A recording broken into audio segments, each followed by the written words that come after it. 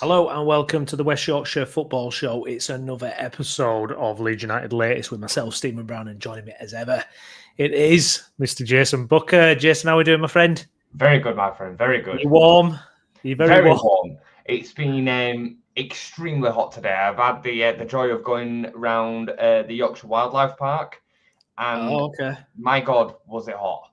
So yeah, lovely, but lovely. Yeah. I mean, we can't help ourselves but to complain either way. Can we?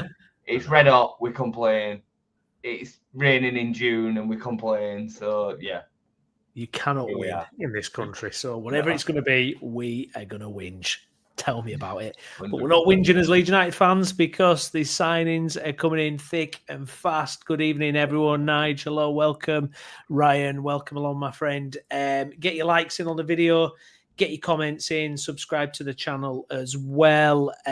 Yes, we've got lots to talk about with Leeds United.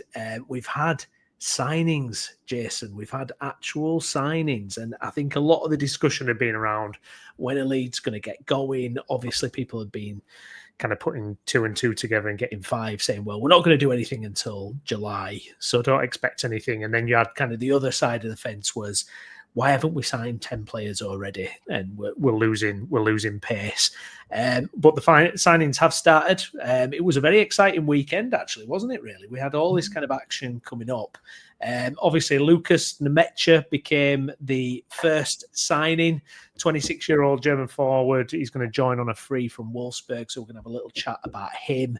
But the big one, Bijol, has agreed a move to Leeds. We haven't got it signed off yet. We haven't got official confirmation yet. I don't know if the plane trackers are out or what's going on. The guy got married at the weekend, so I think that put a little bit of a delay in it.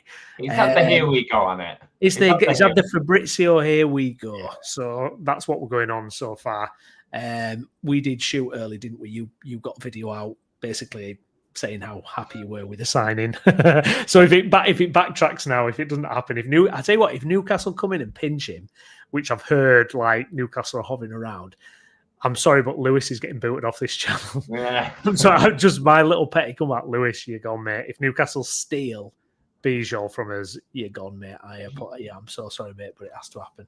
From all the noise that's come out, he has already kind of given his word to Leeds United before the weekend. Because it kind of sounds as if Udinese were then trying to play a bit of a game for more money. Yeah. And thankfully he's kind of kiboshed that in saying Leeds United are the team for me. So yeah, I think I'm buzzing with it, mate. From the second I heard about it, I was really excited about it. He had a great international tournament last time out. He's their captain, he's a great age. He's still playing at top level in Serie A. He's been around the globe as well. He's played at Spartak Moscow. He's played at Hanover, then over in Serie A as well. I just think it's a top signing, and it seems to me as if we're very much approaching a physicality route with the signings so far. They all have the hallmarks of we need to make sure that we are bolstering the physicality within the squad, whether that's the running numbers, the physical presence, the aerial dominance. And this, for me, is a real statement signing. I said it in the reaction video I did yesterday. The other two teams can't make this signing. No. Burnley and Sunderland don't get this kind of signing over the line. We have got the ability to be able to shop in the market of. They're on about Sunderland signing Sam Greenwood. Yeah, I know. Well, that's the pond that they're fishing in, mate. No, you're right. It's a great point. It's a really, really good point.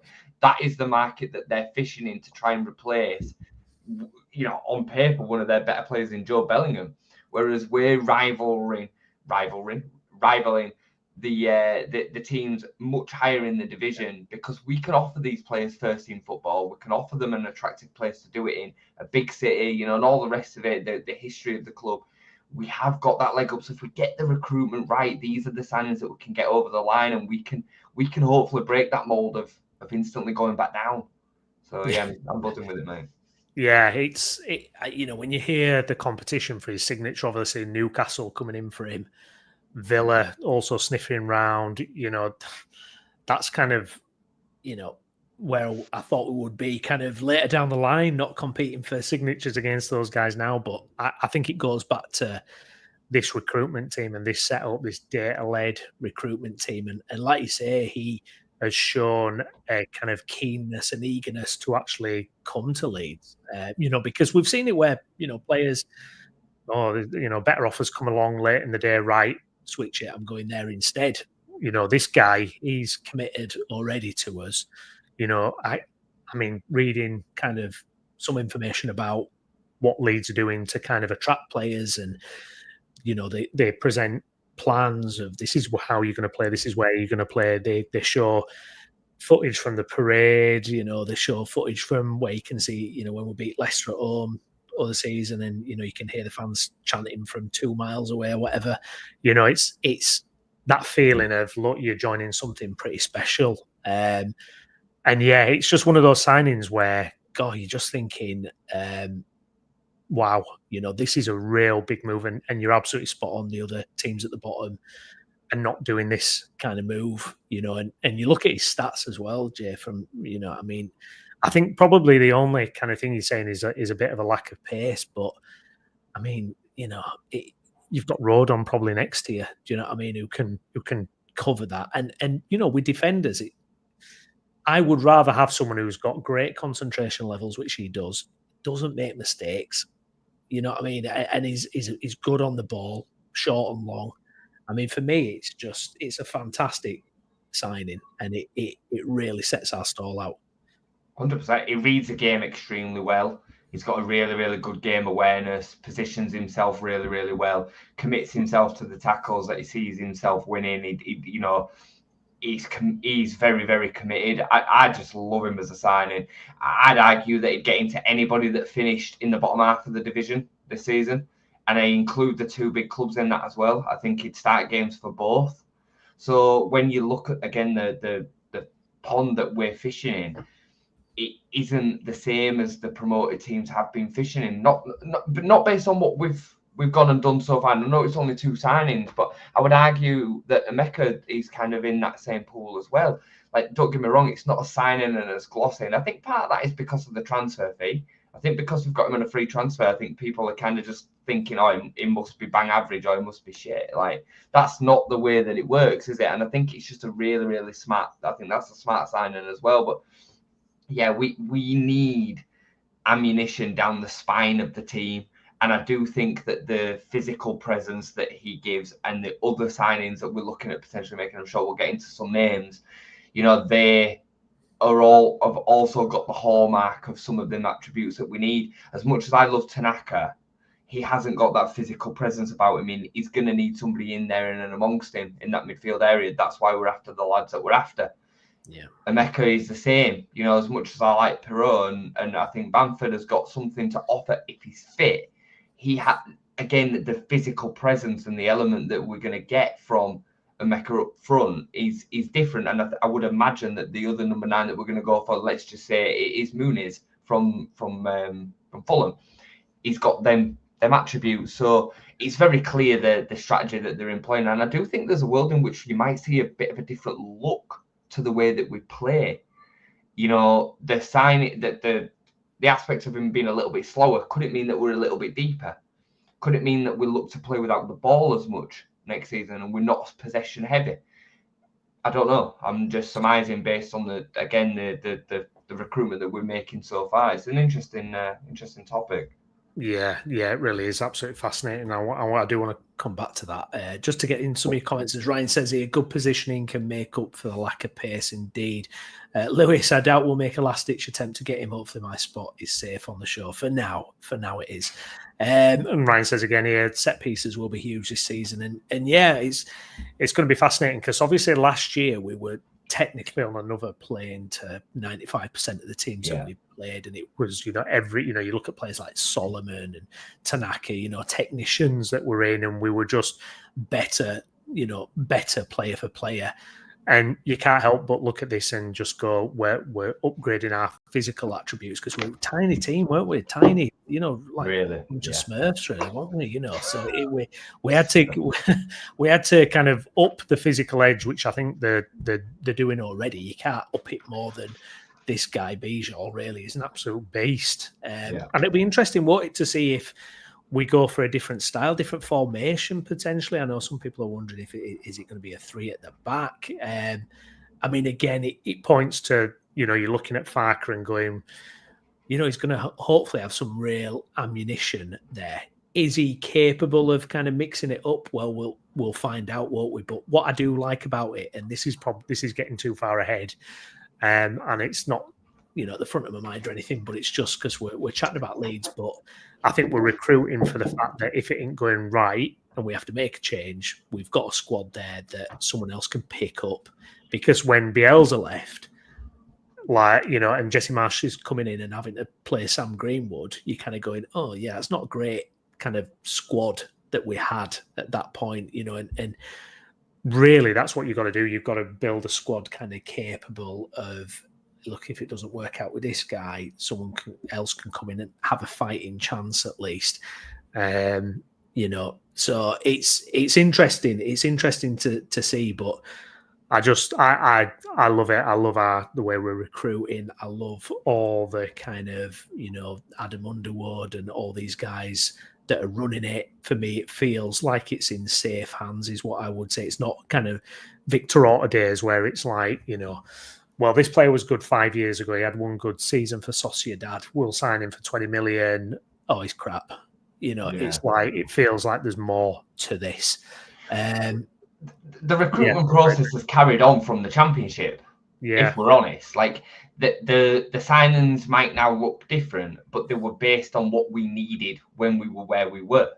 The level of recruitment that we've made all the way through the 49ers tenure, whether it's under the previous recruitment team, of Steinson and Hammond, or now the new one under Adam Underwood, it's the same.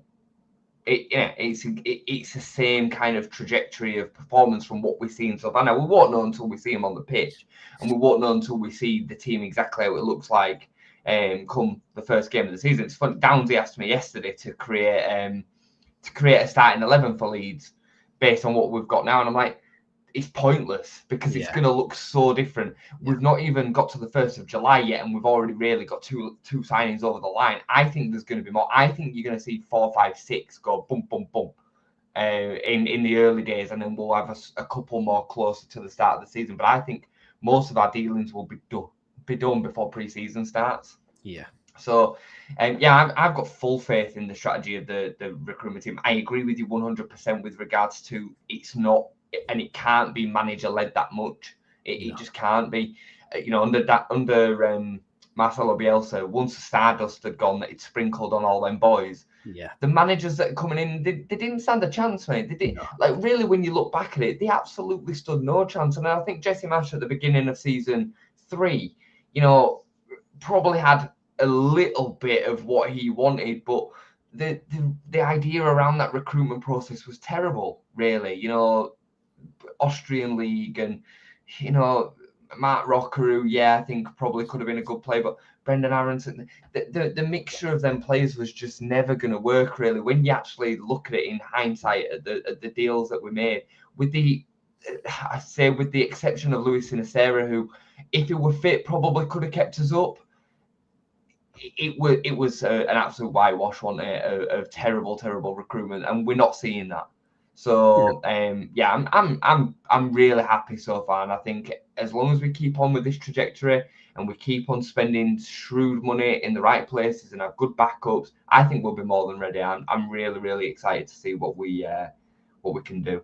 Yeah, absolutely. No, I completely agree. Nige, be nice to get our new goalkeeper in. New spine will be good for pre-season. Hope Leeds go get 2 free agents for the squad, Lamptey and Walker Peters. Gavin, talk that Aronson's off 15 million. I don't know. I've not seen that one, actually.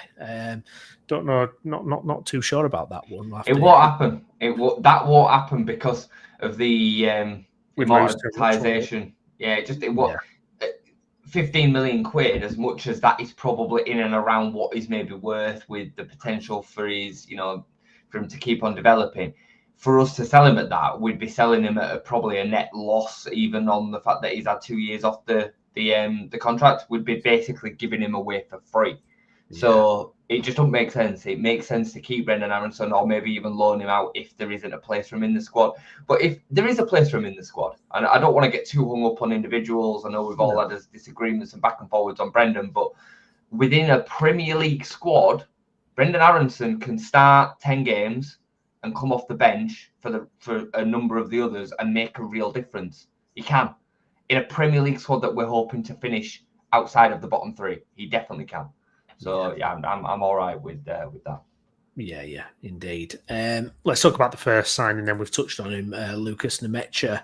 Interesting career. I mean, this is one of those where I would probably say now he'd be third choice and a good option, kind of maybe on the wings as well. That he's played there, but he's played at every youth level for England. Switched to Germany, got caps for Germany.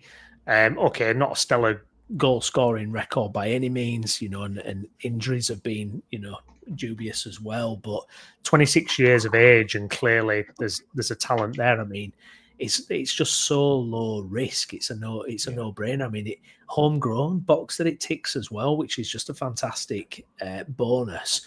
And he's that kind of physical player as well, tall, strong, athletic. For me, it's really clever because if he has a decent-ish season and you get a fee for him in 12 months' time or 2 years, you're absolutely laughing. Or if he's good enough to kind of challenge for a first-team spot, then it's a win-win. I love it. I think it was such a clever deal. What do you see happening in that kind of striker shake-up? Because obviously now it's quite packed, and I think obviously we're all expecting Joseph to move on, as Nige says here. Birmingham keen on Joseph. That'd be a really mental one. Yeah, they've got the money though, haven't they? They've got the money to do something silly, haven't they? So if they want to give us a big old fee, go for it. But it's going to be interesting, that, isn't it? Because I think we need the striker. I still would hope that we're gonna be doing that, because I think Peru, there's every chance he could be good enough, but we're not sure. I would like to just have that other mainstay striker, but then you're talking about, you've got Peru, Bamford, Joseph, Nemecha. It's going to be interesting, isn't it, how they shuffle those cards around? I think it's exciting. I think it's really exciting. Yeah. And for anybody scoffing at this signing, I think again we just need to remember where we are.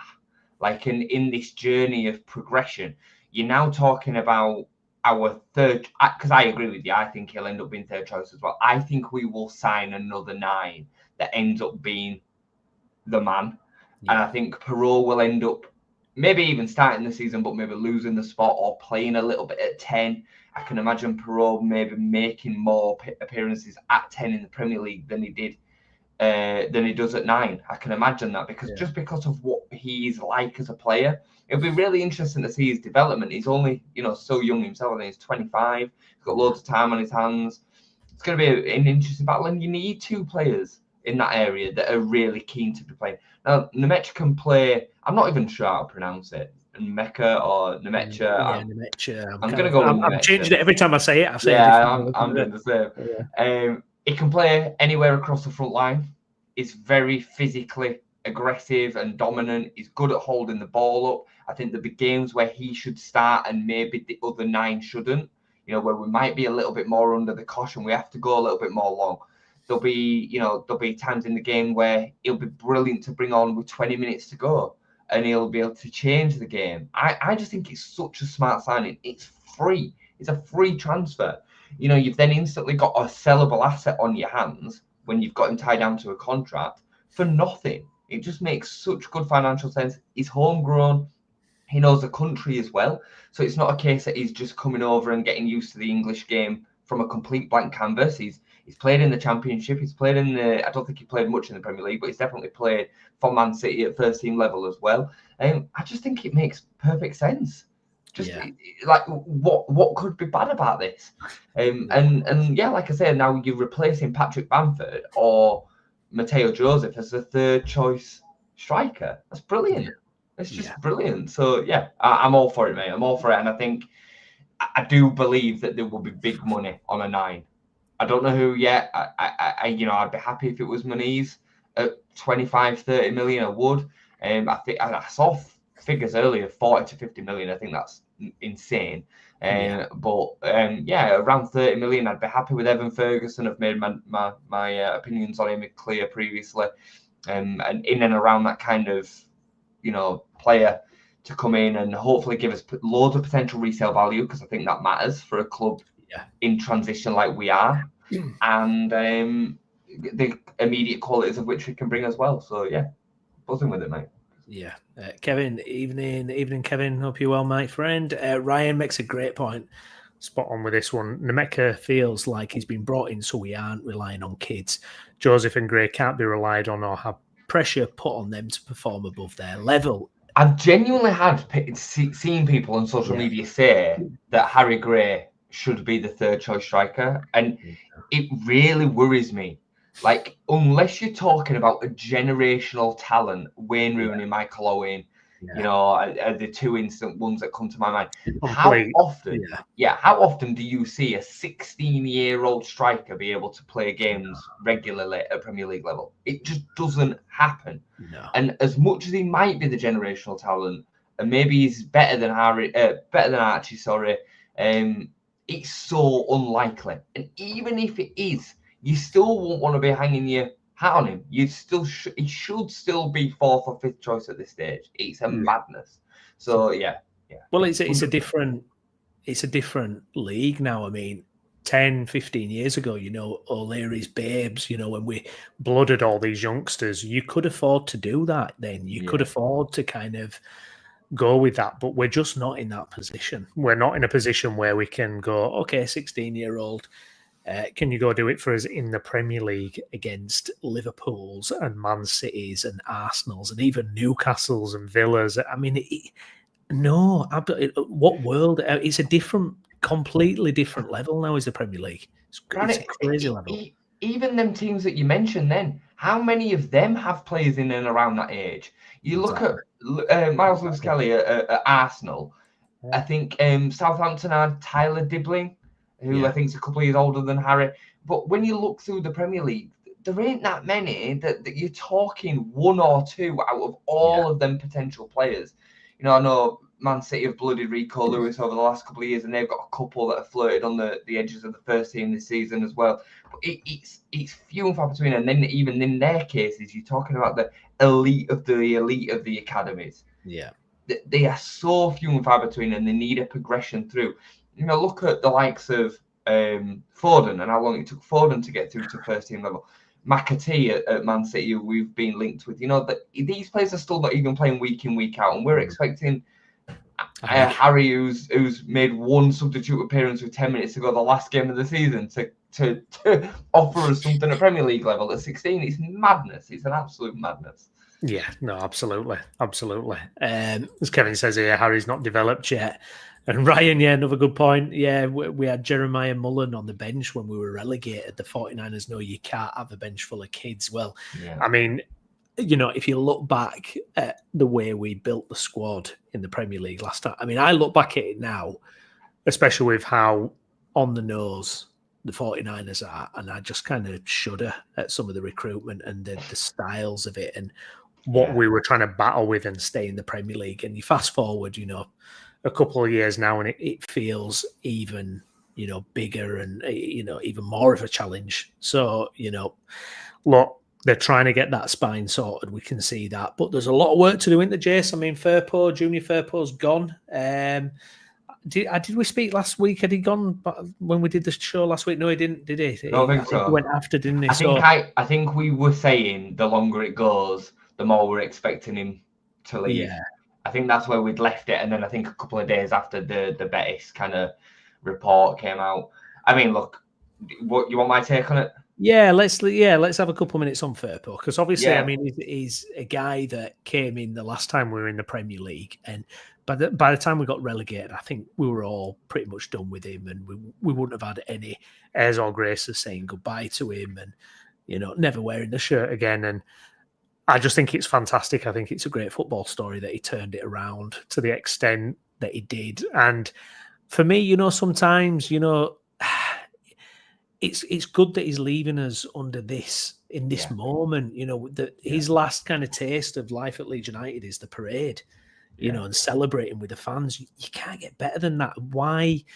You know, if he's got an offer to go back to Betis, I mean, it makes sense to me, because if he came up to us with the Premier League, the pressure, the demands, is he good enough? That whole debate and everything would rage. He can come back to Leeds anytime now when he's retired or whatever, hold his head up high. He'll be loved everywhere he goes in Leeds now.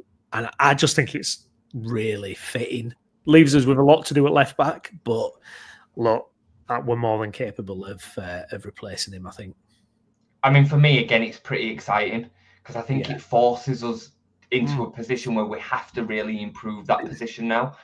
Now, look, you know, most of you that have watched this channel for a while know what I said about Junior Firpo when we got relegated from the Premier League. It was the worst left back I'd ever seen. He was the worst left back I'd ever seen in a Leeds United shirt at Premier League level. And I still stick by that. He was terrible. Not just was he terrible because of the team that he was in, but technically he could not defend. The way that he used to jockey and stand players up, the way that he used to get turned inside out, his rashness in tackles, and the way that he used to throw himself in, he was guaranteed for a booking.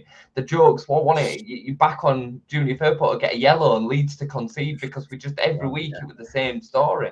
Caught out of position. Now, some of it was a victim of circumstance. He was one in and amongst a terrible set of recruitment that came through at the wrong time. He had COVID, which I only found out about the other month several times. And I kind of said to you, you know, look, maybe I was a bit too harsh at the time because he was going through this. He had injury after injury and he couldn't get back fit properly. And every time he did get back fit, he was rushed back into starting games because we had no other left back. And that is at fault of the club and Marcelo Bielsa, for that matter. You know, like, he shouldn't have been rushing him back in to be playing. Came to a new country, a new system. He was asked to play left back after being a wing back. You know, all of this kind of played against him as well. And when he came into the Championship, I mean, I remember saying to you, like, I don't even know if we can trust him at Championship level. And I'm happy to say I was completely wrong. Going forward in a Daniel Farke system with Gruev or Ampadu slotting into that back three in the way that we did to give him the protection that he needed, even more so when we got Jayden Bogle on the other side and we had proper artillery to go at teams down the wing backs. Junior Firpo was an absolute cheat code at Championship level because he could provide a fantastic ball across the 6-yard box. That whip that he used to get in, his delivery was excellent. You know, he was good for so many assists. He scored so many goals from left back as well this season. Picking up positions in the 10, in the 8, even in the 9. I'll forever love the header against Sheffield United. My favourite goal of his. It's a bullet. Firpo moment. Yeah. Well, it's just a target man Matt Smith goal, isn't it? Like, it's a goal that Harry Kane would be proud of. It were a beauty. So, you know, his redemption arc, I couldn't back up what you say more. Like, I am delighted to see what is you know, made of his time in the Championship for Leeds. And I have loved watching him, and I was wrong at Championship level. I still feel like you that this is a great time for this kind of relationship to come to a nice end. I think it's good for him as well. He gets to go back to Spain, Betis, where he's loved as well, and have a good 3-year deal there, which will take him through to his, you know, his latter stages of his career. And we get to have fond memories of the way that he leaves, rather than him coming back into the Premier League and him getting absolutely annihilated by every right winger, because I think that would have been the future for Junior Firpo at Leeds United. And I do think it's a tall order for us to recruit over the top of him now, because we have to make sure that we get somebody that is significantly better defensively, but can still offer some of what he did going forward. So, yeah, super interesting one on Junior Firpo, but that's my kind of take on it. Yeah, no, I agree 100%. Interesting one left back generally, isn't it? I mean, it's left back at Leeds United. I mean, it's just it's always been a problem, hasn't it, Jason? We've really struggled, haven't we? Charlie Taylor was the last one. Yeah, it's always been so difficult, hasn't it? You know, I mean, you know, when going up to Premier League, and obviously Alioski that first season, then we got Firpo, and that didn't work out there. You know, Dallas. It's just Dallas at left back for so long. Yeah, we were. You know, it's always been a problem, and it's kind of I don't know. We'll have to see what the club do there. But do you think there's got to be two? There's got to be two coming in. 100%. Yeah, 100%. It needs to be 2 because we need, even I've just seen Kevin mention about Byram. Even if we keep Byram's a 3rd or 4th choice for both sides. Yeah. Schmidt, I'm guessing he's going to be a 3rd choice for both, or maybe a winger. Who knows? Maybe we see Schmidt go out on loan or something. I don't know, but I definitely feel like we need 2. I feel like we need a right back too. As much as I love Jaden Bogle, I feel like we need a solid option there as well, which is why somebody that could potentially do both would make a lot of sense. I know somebody mentioned Lamptey earlier, and he has signed a new contract, but Kyle Walker-Peters makes a lot of sense because he can play on both sides. And again, he'd be a really good, versatile, experienced Premier League option, again, for free. So, yeah, we definitely need 2. Just in that list of left backs that you mentioned as well, we forgot how we totally destroyed Barry Douglas. I was so excited by Barry Douglas. When we signed him, I was like, oh, we've got United 2.0. Wolves, set pieces, everything, And bless him, he just couldn't stay fit, and he never scored a single goal after coming with that reputation of being a baller of a free kick taker. So, yeah, that was a sad one. Yeah, indeed. Kevin here, we also need a goalkeeper. Yeah, we need a lot. There's no doubt about it. We need a lot, and I think a lot will happen. I think a lot will happen. Let's get on with some other kind of transfer bits and pieces then. Habib Diarra, well, I mean, we spoke about him last week. It's one day it seems to be on, the next day it's not. Often in the same day, actually, that can change. Like this morning, it seemed to be, it's progressing, and then someone poured hot water all over that, or cold water, is it? I don't know. Get my metaphors mixed up there. But Noah Siddiqui is the other one who similar kind of profile, a box-to-box player, young, athletic, strong. You just watch a clip of him and he's like, he just looks absolutely on it. And like you said earlier, we seem to be recruiting a certain kind of style. We're trying to up that physical game. In terms of Siddiqui then, Jace, I mean, do you know much about him, or what's your thoughts on that as a potential deal? Because it doesn't seem too bad for the price either, does it? It seems like a low fee as well. In and around 10 million. It's a risk because you're taking him from the Belgian league. Can they step up? We mentioned the Austrian division earlier. It's a similar standard to that, but there is good players that can come from the Austrian league. Haaland went to Dortmund from the Austrian league. We spoke last week on the players that have come from the Belgian league over to the English game, and there's quite a few good ones in that list as well. So it can be good. It's all about the recruitment and making sure that they're getting their analysis and the data spot on. He's very similar to Diarra. In that he's more of an all-round box-to-box midfielder, dynamic, very explosive, full of pace and energy and running. I think he's Diarra with more risk attached, but a lower fee. Can we sign them both? I doubt it. I doubt a world in which we sign them both. I think it'll be Diarra's second choice. That's my gut feeling. But it would be nice. Who knows? Maybe we do. I think we do need 2 in there. My worry is if we signed both of them, would there then be room for a number 10 signing as well? Maybe. I don't know. But I don't know Diarra can play at 10, but he's not at 10 in the Buendia, Pablo Hernandez, tricky, silky player that's going to find them gaps. He's more of a runner beyond the back line. Think of the goal against England as a good example for that kind of midfield movement. So yeah, it's going to be a really, really interesting one, but it's one I'm excited about, mate. I like a lot of the names that are kind of keep on popping up. There's there's a massive market out there, and we have to look at some of them. We can't just all be going for guarantee. But again, people get upset with Longstaff from Newcastle as a name that gets thrown out there. You're either going in this market for a Diarra or Suike, or you're going for a Longstaff who has got some sort of credibility within the Premier League, but he's not playing enough to stay at one of the top 10 teams. Yeah. You're not going to get somebody that's good enough to play for Newcastle or whoever else in the top half of the division. You're shopping in the pool below that. So it's the players that they're either getting rid of or the players that we have to take a risk from the continent. So yeah, I'm excited by it, mate. Great sign. Yeah, me too. Guys, if you watch along, if you could do us a favour, smash a like on the video. Really does help out. Thank you. Gavin, reminding us we still have hot and cold to dispense with. Yeah, I mean, talking of outgoings. Oh, God, I forget about him. I know. Do you know, someone posted a picture of something on Instagram or something about incoming or something. I don't know if it was on his own personal Instagram. It's like, oh, I wonder what that means. Is he getting a move? But we've got quite a few sellable assets, not obviously to compare with what we saw last year, but I mean, Sam Greenwood, who we spoke about earlier, obviously there's rumours about Leicester, Sunderland, and the asking price is around about 3 to 4 million, which will be a plus for us. Paid about 1.5 for him, and obviously he signed a few years ago, so kind of anything is counted as profit these days. I mean, Sam Greenwood, it's amazing to me that he was playing for us in the Premier League.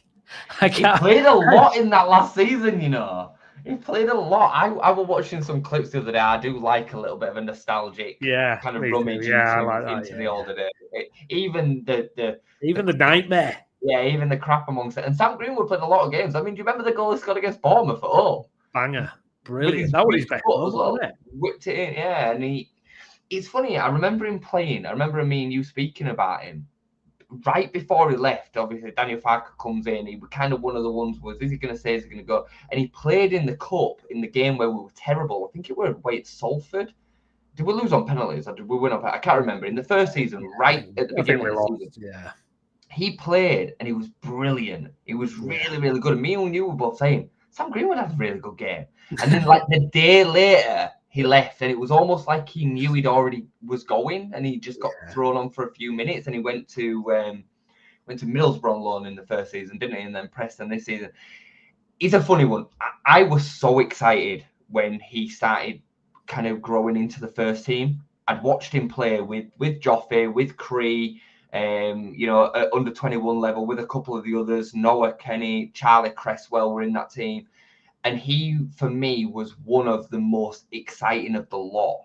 He was exceptionally good, scoring free kicks, both-footed. He's naturally gifted on both feet.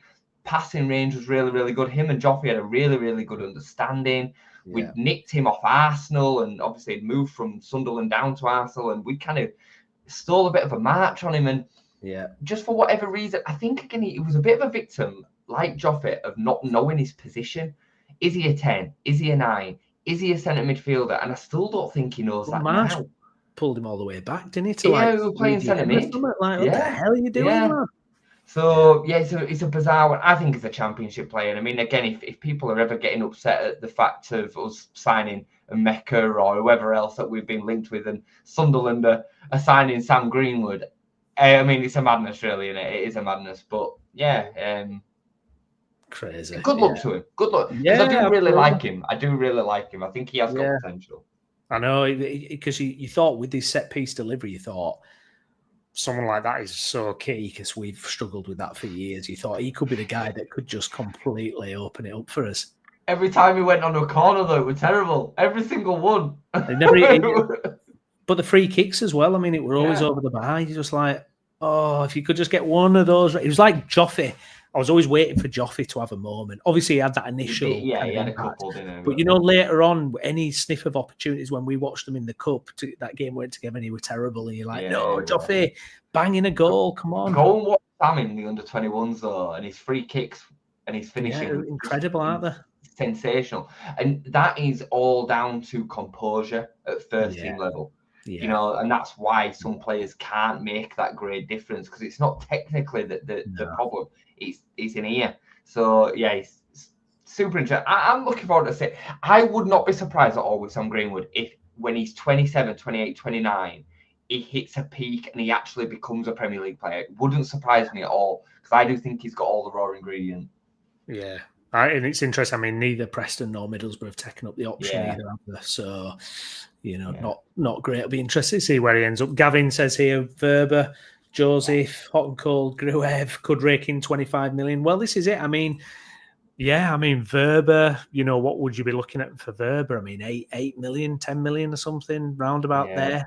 Joseph, at least, you'd want what, at least 10? Yeah, I think so. So that's 20 million. A lot of potential on his. Harrison, I have absolutely no idea, but you would probably say it's got to be for if you just look at his record, Premier League player for the last 4 or 5 seasons, that's got to be at least 10. Gavin needs to behave. Gavin needs to behave. He's lasted 40 minutes before he's put something silly. Like, you're not getting just 5 million for Jack Harrison. I know we've got his opinions. No, you're not. And Gruev as well. Gruev, you get him on. We paid 5 million for Gruev. You're now talking about double his money, surely. It'd be, 100%. Would you sell Gruev? What do you think of Gruev, Jess? Because I've heard some people saying, he's not going to make it to Premier League. And yes, I've got my reservations, but I liked his impact last season. I really liked him when he came back into the team last season. But step up to the Premier League, different ballgame. We spoke about it, didn't we, in the buy, sell, keep? And I think if you recruit in that area and you improve on him, you have to look at potentially doubling your money and selling him on, because physically, maybe even technically, he's not got the capabilities to hang at Premier League level. His reading of the game is excellent, and there's a reason that Dortmund wanted him last summer as a potential option to fill maybe a squad role within their squad. He's got a lot to like. He's very disciplined. He makes up for a lot of his technical deficiencies in his brain and the way that he positions himself. His reading of the game is excellent. Yeah. My biggest worry with him at Premier League level is his lack of pace. He has got serious treacle feet. Like he moves in slow motion, doesn't he? And he's seriously one-footed as well. Seriously one-footed. Like he's all left-sided. He's one of them players that has to shape his whole body to pass the ball on his left side. So he would worry me at Premier League level. So again, I'm happy enough with him coming on and playing a role for the last 20 minutes in games, sure. But if we can improve in that area and that bench option becomes, and people might shoot me when I say this, Ampadu, Tanaka, or one of the signings, there's a world in which this could be the case, mate, because we need to step up. We need to keep on improving. Ampadu might actually not end up starting games, depending on how well some of these players adapt to the Premier League and how ready they are. So, you need them options to be better. You can't be looking at the bench and looking at Gruev, really, or Charlie Crew, as an example. If he was to be, we can't. We're in the Premier League, not the Championship. So, I think it's a really, really interesting point, but I think we get a lot more than what Gavin's put. I think you'd be looking for the best part of 10 million for each of them. That's the who was the second one on that list? Joseph. I think 10 million either side of their just is probably in and around right for all of them. Not a bad little chunk of change if we can make that happen. If we can get 35, 40 million for all of them, it's not bad, is it? Really, it's a nice little PSR gain there. Absolutely. Ryan, my prediction is that Harrison will be in the squad the first game of the season. People won't like it, but Harrison is a good squad option. I just want to throw back to Ryan. Ryan, get a comment in. What do you think about all the kind of stuff with Harrison, his moment, his leaving message and all that? Is that a problem for you, or are you not bothered? Are you just looking at solely the play? Because, for me, I don't want him anywhere near. I don't either. We had a good chat on Harrison on the video a few weeks ago, didn't we? And I understand the merits of him potentially coming back into the squad from a player perspective only and taking out all the emotion. Yeah. I think the quieter the Solomon news goes, the more this potentially could become a reality. I really don't want it either. Really, really don't want it either. But I can, like I said the other way, I can understand the merits of it. Again, if you don't have to go out and buy another option there, does it allow Ramazani to come more into the forefront, Nonto to play in his more natural position of the left side, Dan James to lock down the right side, and maybe we go and sign one. You're looking at a Pack Shower we were linked at with the other week. If you're saying to me, right, we get packed out for 15 million, we don't sign Solomon, but we keep Jack Harrison, and there are 5 options. Is that 5 or is that 4? Harrison, 5, that'd be 5, wouldn't it? Yeah. I mean, that's a lot of ammunition. And then you throw Schmidt into the conversation as well.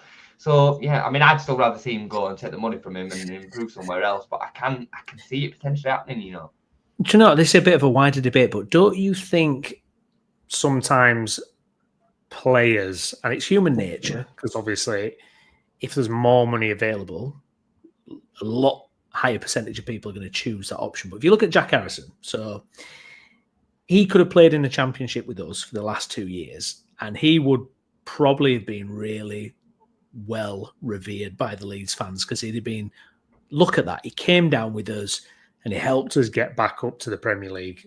What a guy. Whereas he left, he chose to, exit the club, which, a lot of people, look how many players did that. Yeah. And he got a full Premier League wage. He'd have been paid less in the Championship. But I just feel like sometimes if they just looked at the whole picture of what they're actually doing, has he had 2 good years at Everton? No. They've struggled like hell. He's hated by their fans. I just feel like sometimes I wish players took a bigger picture rather than cash grab.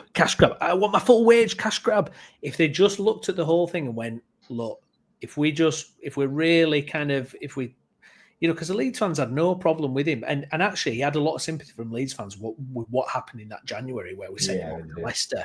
Yeah. If he'd have come down with us and worked his bollocks off to help us get back, he would have been revered because he was in that Bielsa team. It's like a link to that era. Instead, he chose to go. And I just feel like it's so short-sighted in a way, because Everton don't want him. Leeds don't want him.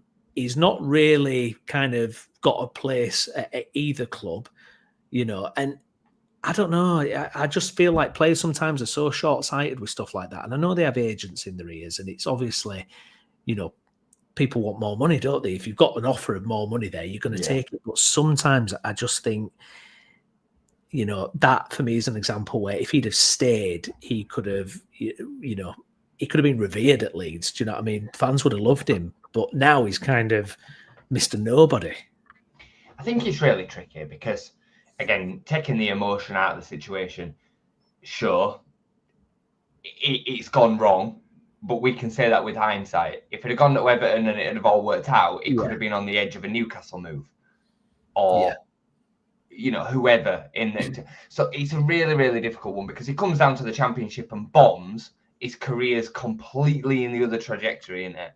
So I do, again, hear you loud and clear. And I think there is a certain amount of that being reality in that for some players, it would actually serve them better to have a bit of a rebuild. I'm sure Ampadu, as an example, could probably have waited out for a top flight move somewhere, but he decided to make a bold move and drop down to the Championship with Leeds United and rebuild, and his career is now flourishing in the opposite direction, as an example. Jorginho Rutter, give us a season. He could probably push for a move, so, and he then, in that second, I don't think anybody could really argue that move for him, could they? For him personally, I know fans were unhappy from a club perspective, but from him, he gave us a year in the Championship, he rebuilded, and then he got a really, really good move. So it is a tough one to get spot on. Has he regressed at Everton? I'm not sure, because I think his progression, if you want to call it that, at Leeds was pretty stagnant anyway. I think the last 2 seasons of Jack Harrison at Leeds were pretty much the same, bog standard, and probably of a similar level to what he's seen this season. I think it's very, very similar. So, Everton, again, he's been in a team that have not been playing particularly well. So, I think it's a real tricky one, real tricky one to kind of answer that question spot on and get it right for the players. The players have got a short career, haven't they? They have to kind of chase the money and the highest level of prestige that they can. Yeah. No, that's it, isn't it? And if we were in their shoes, what would we do as well? So totally get that. Now, moving on, there was a tweet flying around yesterday of a leak of Premier League fixtures. Now, I've just popped this together just for something fun to talk about, but have a look at this. If it turns out that this was anything true, this is what potential fixtures could look like for Leeds United, their first 8 fixtures. Interesting start there, Jay. Arsenal, Man City and Liverpool in the first 4 games, and then a trip to Villa Park after that.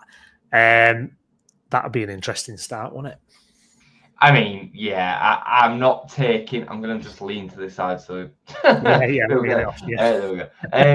I mean, I don't believe. Yeah, what Ryan's just said there. I had a quick look at it, and the two Manchester clubs were playing at home and away in these league fixtures, and they don't do that. So they must be false. The thing is, though, like, you know, if we want to talk about fixtures that get released at 9 o'clock tomorrow morning, excited to see them come through. Yeah. That could be our start. Whether that's fake or not, that could be our start. We have to play each team twice. Like, it doesn't change. So, you know, ultimately, it'd be a baptism of fire. I do think there is some importance to it, to all of the promoted clubs, to get a favourable start to the season. So you get a bit of momentum, you get some points on the board. You know, you're not after 5 games on 0 points and then chasing the pack already.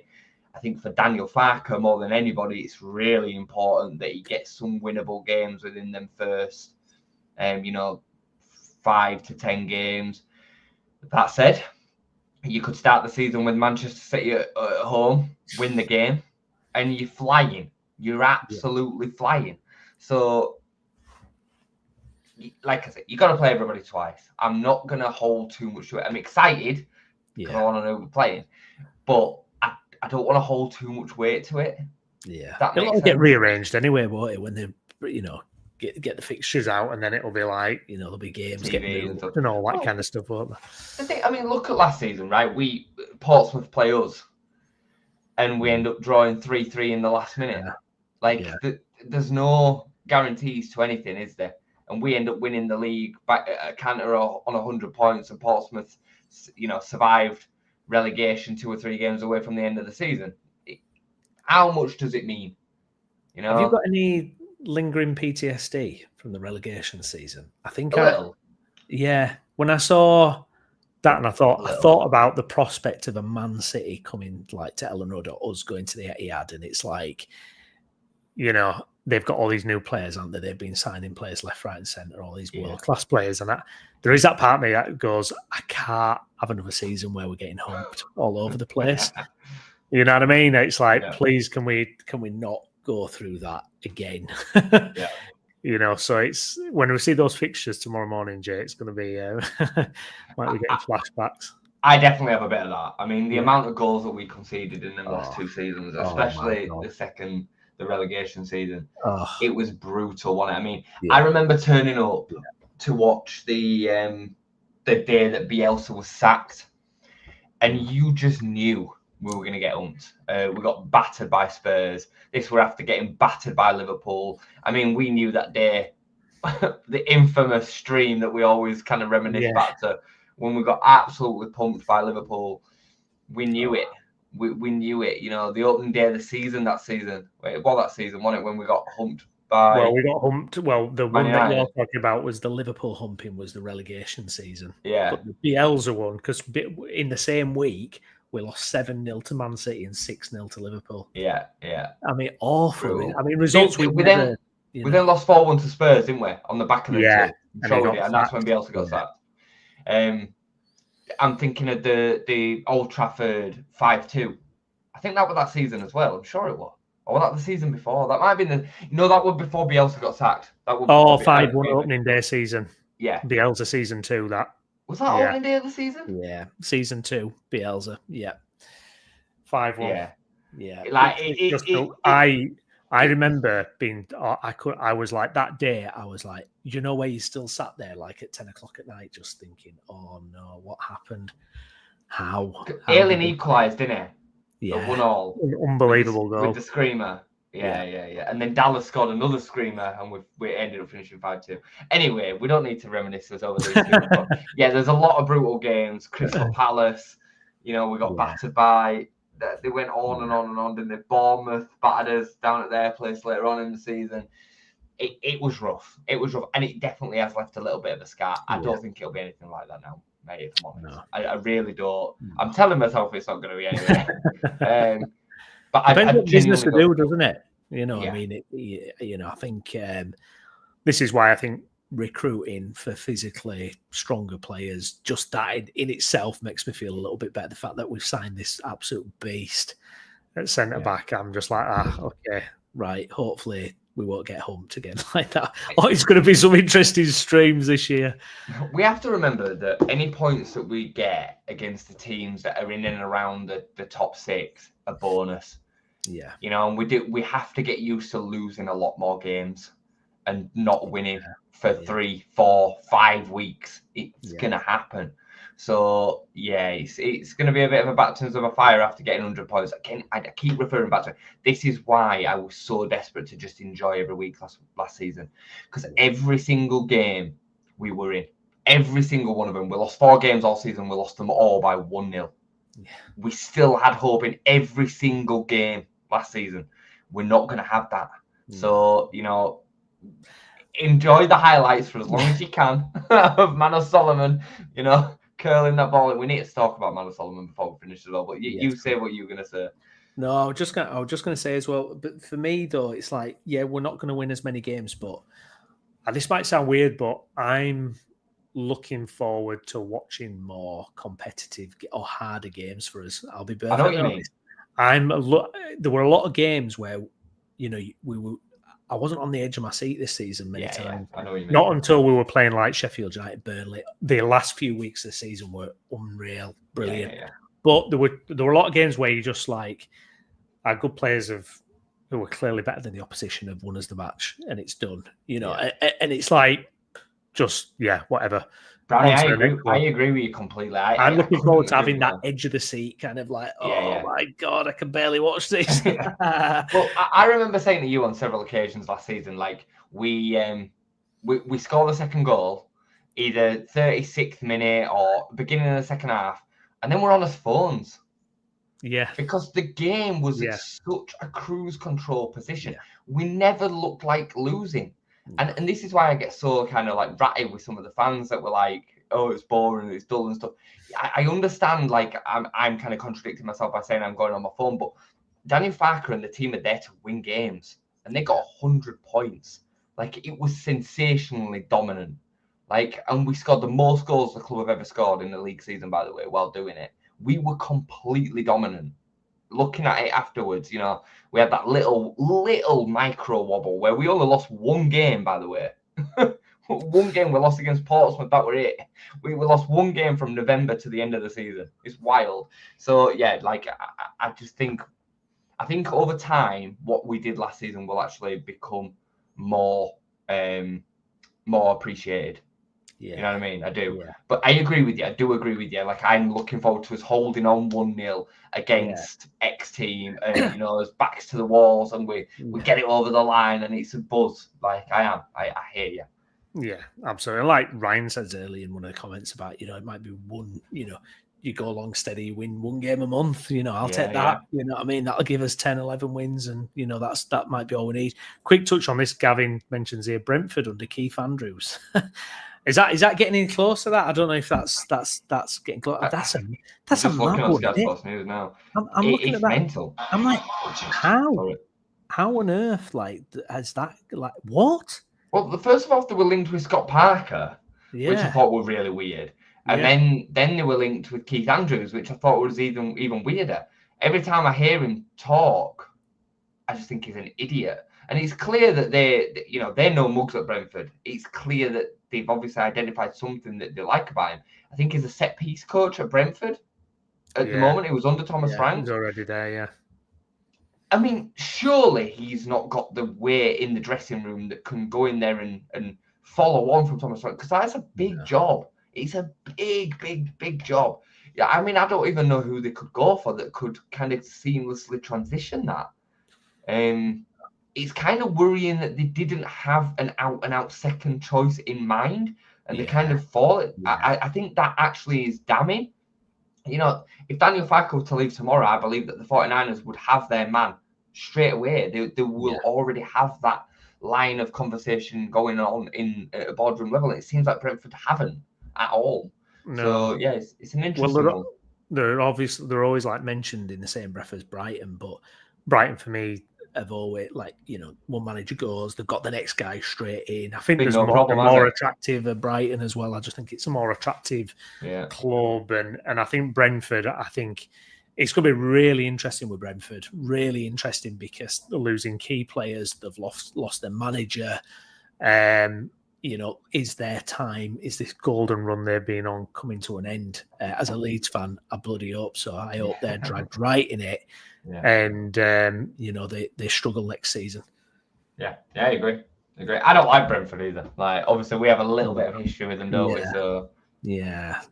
I'll never forget that in the March season when they beat us 5-2, and that's when it all seemed to be like crumbling, because it was like we'd won 2 out of his first 3 games. We lost a narrow game against Brighton, 1-0, which can happen, and then going against Brentford, and we've just got pummeled. Ivan Toney hat-trick, and it was just like, and you could just see it all crumbling. You're just like, was this? I agree. Was this season 2?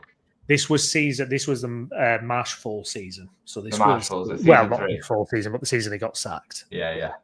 And it was, I remember that one bitterly. So Brentford on your way. They did a number on us in the first Bielsa season as well down there, and that always stung. It really stung, did that one. And then we had the season after where Liam Cooper scored the equaliser, a massive goal.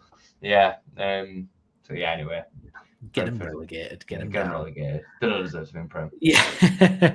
Just some other news, interesting news that came up. But former title-winning Leeds United manager Howard Wilkinson is hopefully going to get a statue built of him outside Elland Road. There's a campaign to raise 140,000 to build a statue in tribute to the former boss. He did a great interview with the Square Ball this week, looking back at his career with Leeds.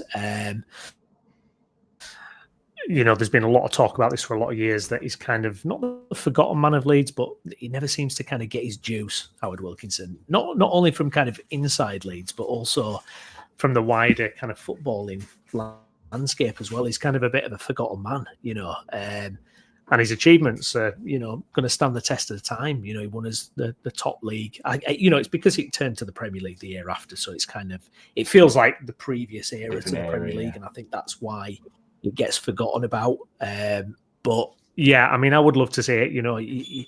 He's 80 years of age. Let's commemorate him when he's still around, so you can see it.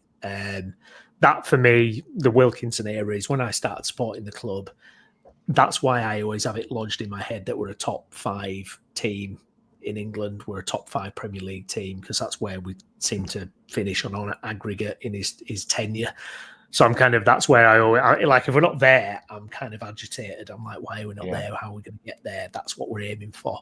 But yeah, I hope it happens. And I mean, his legacy at Leeds, Thorpe Arch, what he did with the youth set up, and he really kind of, because the club was stuck after Revie. Revie left and the club was in decline, and he was the one who kind of got that going again. And you can kind of follow the thread to a lot of the academy work he did, then producing for O'Leary's lot. Absolutely. And then, all the fruits of that we've had over the years as well.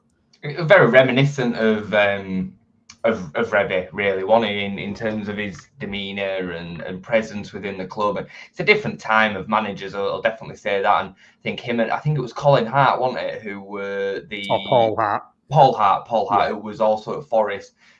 Big presence within the academy and the setup. And I think you're absolutely spot on. I think a lot of them, kind of the babes that came through from Leeds, bear in mind, we beat Manchester United to the FA Youth Cup in, I think it was 93. It was, and with that batch of kids against the glory Manchester United team. So there was some unbelievable talent within that squad. Yeah, and we, like you said, the O'Leary days were kind of built upon them. So I mean, last English manager to win the top flight in this country, which is wild when you think about how long ago it is now, 33 years. Yeah. So, that's crazy that we've not had another English manager win the top division since then. No.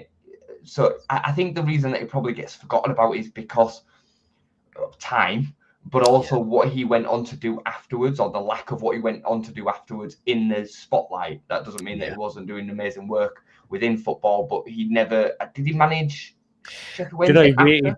No, he did some stuff for the FA, like technical advisory, and then he ended up at Sunderland in about 2001. Years later. It was a horrendous reign. Like, yeah. Didn't go well at all. He'd kind of passed his best by then. You become a dinosaur overnight if you're out with the game for that long. Yeah. I mean, managers, that happens to managers while they're still in the game. Yeah. You know, like it's happened to Jose Mourinho as an example. The only manager that it's not really happened to was Ferguson. Ferguson managed to stand the test of all them generations and times. That even happened to Wenger, you know, who's arguably one of the greatest managers we've ever seen. So when you then have 10, 15 years out of the game, you're stuffed, aren't you? So yeah, I think it's brilliant for us to be able to recognise him, and you know, we need to hold on to that bit of history because it's important. You know, it's absolutely vital that gets remembered in the right way, along with Bremner, along with Revy, and you know, our best times, because you know, 30 odd years have gone on now, and we've had nothing like it. So yeah, nothing. Come on, Leeds, get your act together.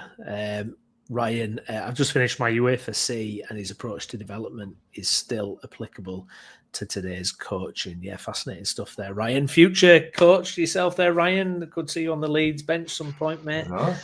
Good luck with that. You wanted to touch on Manor Solomon, Jay? Yeah, we should really, shouldn't we? Because it's kind of just been forgotten. I mean, he's been away, and he didn't go away with the players. He's been getting married.